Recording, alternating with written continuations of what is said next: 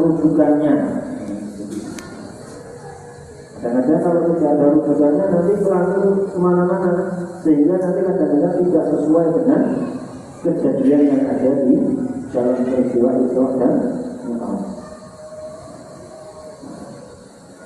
Bismillahirrahmanirrahim. Bainama Nabi sallallahu alaihi wasallam fi hijri al-bayt al-qadiyah baina rijlaihi akan Jibril wa Mikail wa ma'amalul akhar. Kisahnya ini dimulai ketika Rasulullah SAW di rumahnya Ummi Hani.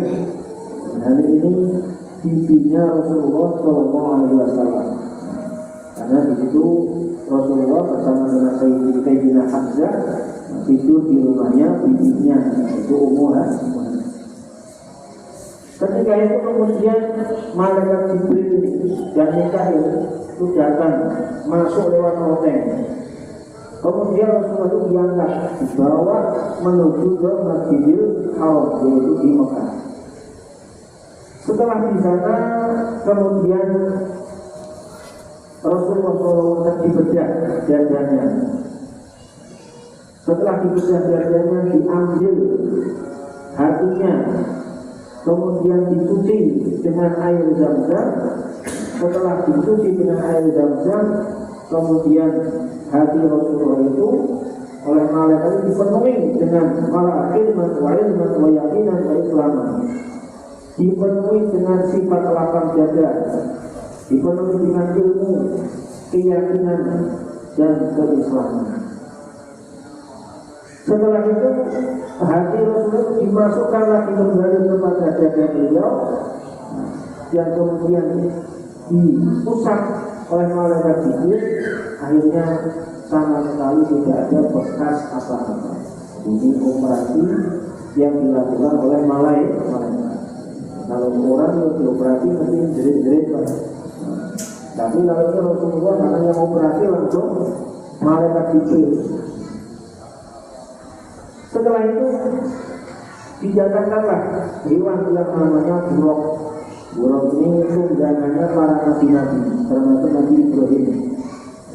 Nabi Ibrahim dulu ketika dalam lagi dikatakan ketika dari Babilonia menuju Mekah itu naik buruk. Buruk ini hewan yang putih berkilauan, jadi putihnya putih. Kalau sekarang ini kelihatan glowing. Dinamakan buruk karena seperti mensorong atau bersinar. Putihnya ini bersinar dari kata-kata bariun. Bariun itu maknanya mensorong. Mensorong bahasa Indonesia berkilau, putih berkilau. Dan buruk itu juga dinamakan buruk kenapa? Dari kata-kata bariun, maknanya adalah kilat. Karena jalannya buruk itu tidak seperti kuda di bawahnya kuda, tapi jalannya itu cepatnya seperti kilat. Jadi sejauh pandangan buruk itu memanjang, ya seperti itu langkahnya.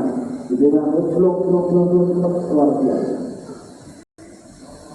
Kemudian buruk ini dibawa oleh malaikat Jibril, didatangkan di hadapan Rasulullah SAW. Kemudian malaikat ini mengatakan, wahai Rasul, apa kamu tidak malu? Kamu akan dinaiki oleh sebaik-baik makhluknya Allah Subhanahu wa Ta'ala. Kamu ini makhluk biasa, dapat keistimewaan membawa Rasulullah. Maka buruk itu di dalam kitabnya dikatakan, "Fasahiyah hatta arfadu arafan." Buruk itu merasa mau sehingga tubuhnya itu penuh dengan keringat dan tertunduk, tidak berani mengangkat kepalanya. Sampai seperti itu. Akhirnya dinaiki oleh Rasulullah. Setelah dinaiki, perjalanan ini dimulai. Jadi perjalanan dari Masjidil Haram menuju Masjidil Aqsa. Nah, perjalanan ini namanya Isra. Isra itu apa? Maknanya Asra Yusri, Isra'an. Kalau nahunya itu, kalau sampai tasrifnya itu asro yusri. Asro itu maknanya perjalanan di malam hari.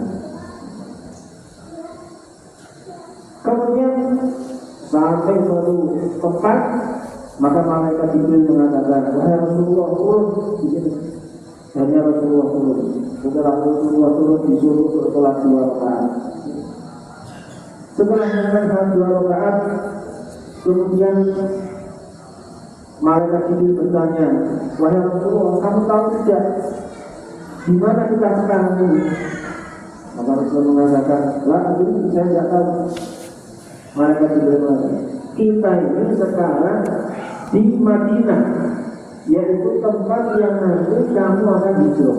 Jadi Rasulullah kan di Mekah. Nanti Madinah itu berarti sebelah utara. Jadi Mekah itu ibaratnya kidul, daerah selatan. Kemudian Palestina itu sana lagi utara terus.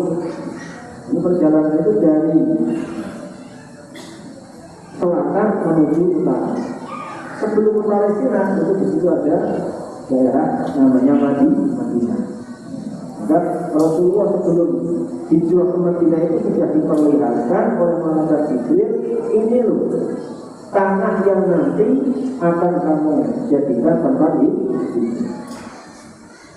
Setelah itu Rasulullah naik lagi ke sana.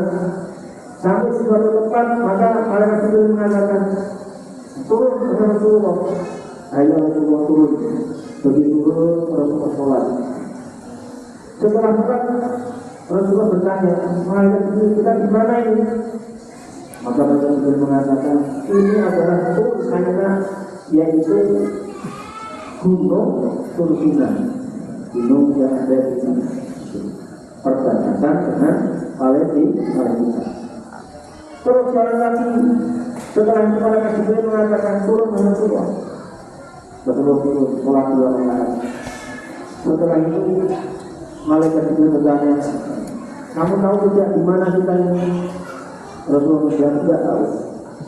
Maka malaikat Jibril mengatakan, ini adalah di Baitul Lahim itu juga Isa Maryam.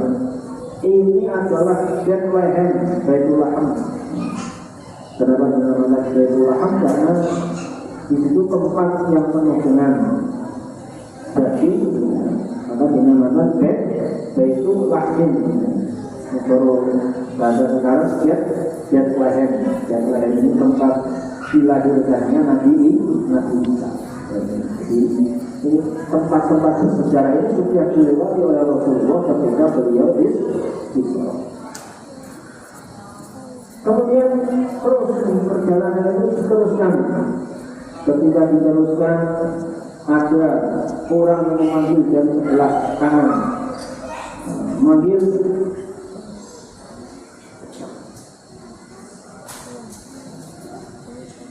apa panggilan ini? Wahai, ya Muhammad, unzurni as'aluka. Wahai Muhammad, pandang saya akan bertanya sesuatu kepadamu. Maka Rasul terus saja. Ternyata apa? Ternyata kata malaikat Jibril, wahai Muhammad, itu adalah Yahudi, orang Yahudi. Kalau kamu nanti menoleh terhadap orang itu, nanti umatmu akan mengikuti kebiasaannya orang Yahudi. Kemudian Rasulullah jalan lagi, naik burung. Di sebelah kiri adalah yang memanggil, wahai Muhammad, sini. Maka Rasulullah tidak menoleh. Karena itu mengatakan itu adalah orang Nasrani. Kalau engkau menoleh ke kiri, maka umatmu akan ikut kebiasaan orang Nasrani. Maksudnya ini perjalanan Rasulullah itu simbol apa? Jangan kita mengikuti kebiasaan orang Yahudi dan jangan mengikuti kebiasaan orang Nasrani. Nah terus bagaimana? Ketika itu lurus. Dirokok mustaqim, jalan yang lurus, tidak mengikuti Yahudi, tidak mengikuti Nasrani. Kemudian Rasulullah lewat lagi melihat di situ Umar yad'una hingga mungkin melihat itu Nabi Rasulullah melihat ada seseorang yaitu nanam benih. Begitu nanam benih langsung tumbuh. Begitu langsung tumbuh langsung keluar buahnya. Begitu keluar buahnya langsung dipanen. Maka Rasulullah bilang, wahai Jibril, siapa yang orang ini? Maka malaikat Jibril mengatakan, hada al-mujahid fi sabilillah, orang yang berjihad di jalan Allah. Orang yang berjuang di jalan Allah, maka semua yang diinfakkan itu begitu diinfakkan langsung tumbuh, langsung berbuah, langsung juga berlipat.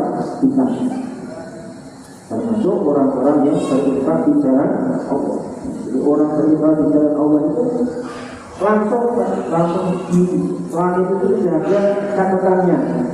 Ini simpulan